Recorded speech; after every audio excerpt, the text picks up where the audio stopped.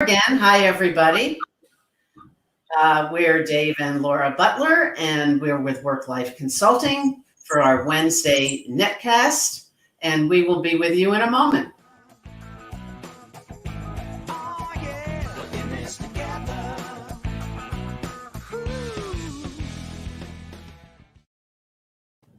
We are always in this together, aren't we? Oh, yeah. There's no escape at this point. We've been in this together for 35 years, and I can't think of a more appropriate time to talk about this topic. So we are Dave and Laura Butler, for those of you just joining us or listening to the replay of this. We are experts in leadership and acquiring emotional mastery. So we like to talk about how to obtain emotional mastery through practical tools that serve entrepreneurs, professionals, and owners wanting to take their lives to the next level. So this week's topic is diving deeper into this whole idea of the hybrid workplace. And one of the pieces that can really help you, us, teams, organizations, is understanding what it takes in this hybrid world of VUCA, still going, Still here. still there. People say, oh, I'm so sick of hearing that. Well, it's still there. What can we tell you? So the whole idea is around psychological safety. And we noticed that there's multiple articles about it. It seems like magazines are picking up on it. I mean, the theme has become huge. An interesting sidelight is all of this really started with a woman named Amy Edmondson, who was a Harvard professor. But she was writing and talking about this as far back as 1999. So, let's go here. It's 22 years ago. Yeah. We're still trying to figure it out. I mean, it's crucial that we start addressing this issue of psychological safety in the workplace, because without it, who the heck wants to, take any risks or chances or try anything new or come up with any thoughts? It seems like it's one of the biggest things that's in our way, but nobody, knows what to do about it. Well, and I think it's such a great topic too. It's almost the same idea as around Daniel Goleman's work with emotional intelligence. Sure. That was the mid-90s. So here we are, fast forward, and people are asking for it now because there's the moment in time for it. And the hybrid world that we're living in is moving so fast that in order for organizations to innovate and stay ahead of that movement or stay in alignment with that movement, they have to realize that the people who are doing it need to feel like there's a chance to speak up and there's a chance to, which ties so beautifully with Amy Edmondson's work. I love that, several years ago, we stood up and we said, oh, here's our Harvard Business Review issue. And the whole issue was they called it the failure issue. So when you think about, and the reason was her research covered two major industries where if failure happens, people die, like healthcare and airlines. And, the nurse that has to keep asking the physician for clarification on meds, on dosage, whatever it may be. And the physician may say, why are you calling me again? Well, at some point, that nurse is going to stop calling and just take a chance that the dose is okay. So that's an extreme example, but things like that go on all the time. Why do you think that the workplaces are so psychologically unsafe? Well, I think it goes back to almost what education has done as a disservice. If we show any sort of weakness, if we question, if we become vulnerable where we might look stupid, then, we don't get that A. We don't get the good grade. I think that's where it all comes from. We have to relearn perfection. Relearn what it means to be praised for failure, for acknowledging that and it doesn't mean that we sit in failure and that we keep doing it over and over and over again. What it means is that we learn from it. Yeah. So those of you who are listening, if you have an environment that you're in that's psychologically safe, put a 1 in the chat box, or address what does psychological safety look like in your organization. It may be different for each one of our organizations. And I love what, there are 3 pieces to the framework that Amy Edmondson talks about. And this is one of our favorite.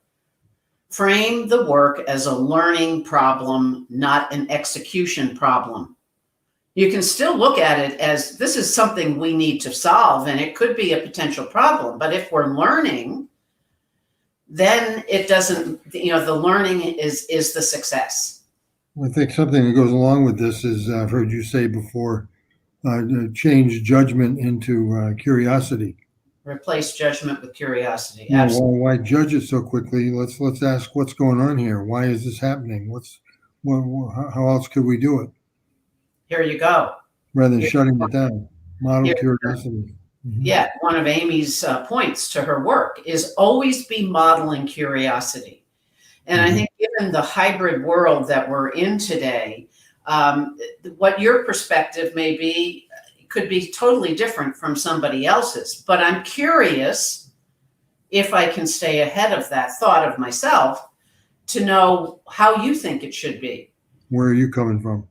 Yeah, and instead of shutting other people down. I think that's what's happened in the workplace and I don't think it's intentional a lot of times. I think they're so busy, the busyness factor. Yeah. That we don't have time to hear from you about what you're fearful of or what you think may be a problem. Or if you're asking me a question that's slowing things down and I'm anxious to get them going faster. That's right. The tendency is to dismiss what you're saying and shove you off to the side because I got to get going here. I haven't got time for this. That's right. And the other piece that Amy said is acknowledge your own fallibility. So if we look at that as, my bad, I don't think that was the best way to go. But then, it's like, the ping pong ball. We don't just ignore it. We hit it back to the other side. Well, I wish I could acknowledge my own fallibility more, but it's hard when you're perfect. Exactly. I never make any mistakes. But you had, one of the interesting things that we did this past week and end of last week, attended a Berkman certification, which Berkman tool is our tool of choice, on a topic called high performing teams.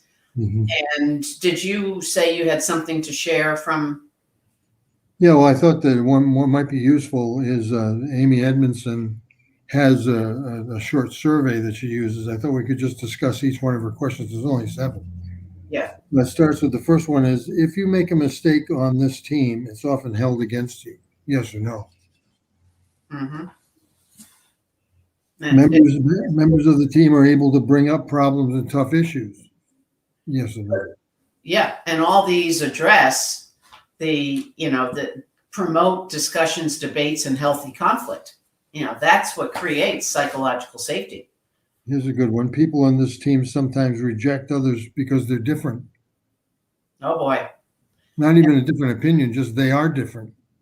And that addresses one of my favorite things, which is let's address a diversity of thought. Mm-hmm. You can't celebrate diversity if you can't celebrate the fact that somebody thinks differently. Yeah. And fourth question is, it's safe to take a risk on this team.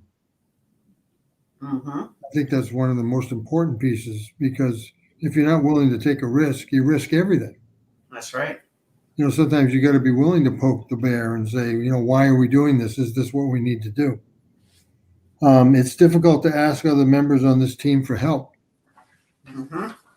I think that's such an important aspect. I think it was back a few years at a company meeting. The CEO of Lego said, there's only 2 things you have to worry about here. You won't lose your job because you ask for help, but you certainly will lose your job if you don't offer somebody help. how do we make it okay to ask for help? Let's see. Number 6 is no one on this team would deliberately act in a way that undermines your efforts. In other words, don't have to worry about somebody not having your back. And the last one is working with members of this team. My unique skills and talents are valued and utilized. Mhm. That be a refreshing feeling. Yeah, they're great questions. I remember when we used to be on site with people, we would ask simple questions like that, and I would just take insights right in the room, and you start with what's the level of trust on this team?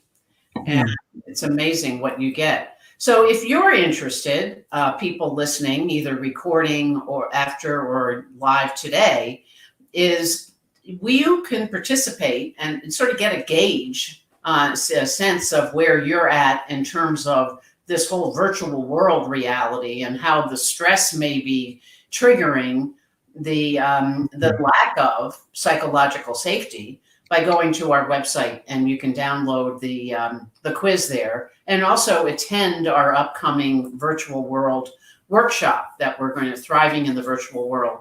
And there's a wait list to sign up to be a part of there. And then join us weekly on Wednesdays. For now, that's when we're going to be doing it. And we'll be talking about various tips and insights that we've heard over the years in the work-life arena. And thank you all for listening and joining. Any closing thoughts for you, Dave? No, just it seems to me that we're living in a time where it's coming to a head. I think the pandemic and the situation that we're in has pushed us over the digital edge, but I think as a result of that as well, it sort of pushed us over the emotional intelligence edge. It's not a fun thing anymore. It's not an if you have time thing anymore. It's not a if you can do it, okay. It's we got to do it, because if we don't do it, we're going to lose the whole thing. That's right. Closing words of wisdom. Thank you all. We'll see you next week.